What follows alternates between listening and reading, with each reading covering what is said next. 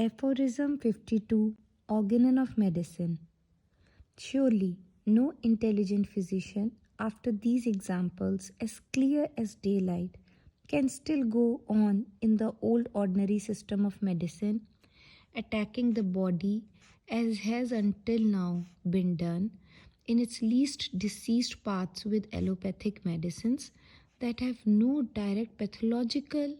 homeopathic relation to the disease to be cured, with purgatives, counter irritants, derivatives, and thus at a sacrifice of the patient's strength, inducing a morbid state quite heterogeneous and dissimilar to the original one, to the ruin of his constitution by large doses of mixtures of medicines, generally of unknown qualities, the employment of which can have no other result, as is demonstrated by the eternal laws of nature in the above and all other cases in the world in which a dissimilar disease is added to the other in the human organism.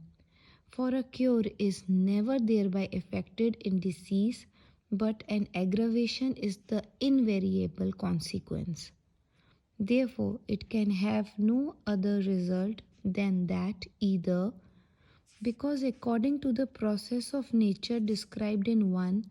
the older disease in the body repels the dissimilar one wherewith the patient is assailed. The natural disease remains as it was under mild allopathic treatment,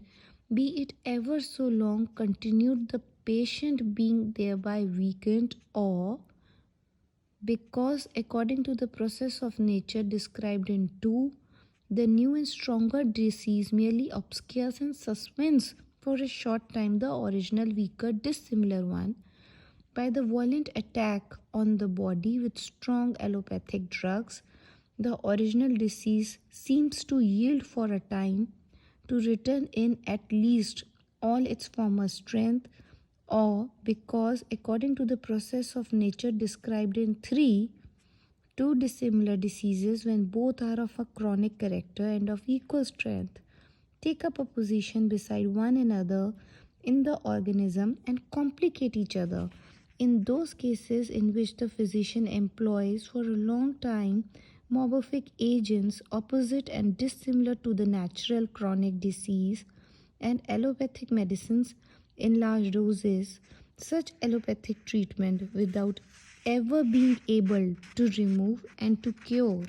the original dissimilar chronic disease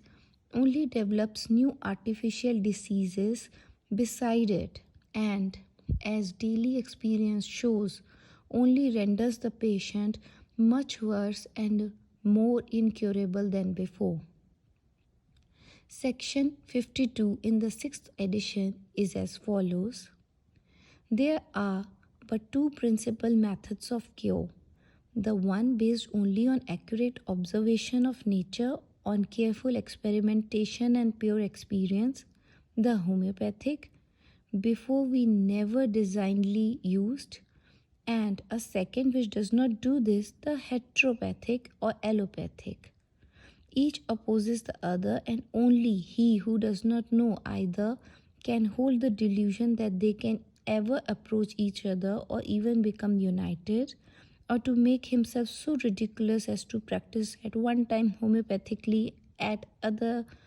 time allopathically, according to the pleasure of the patient, a practice which may be called criminal treason against divine homeopathy.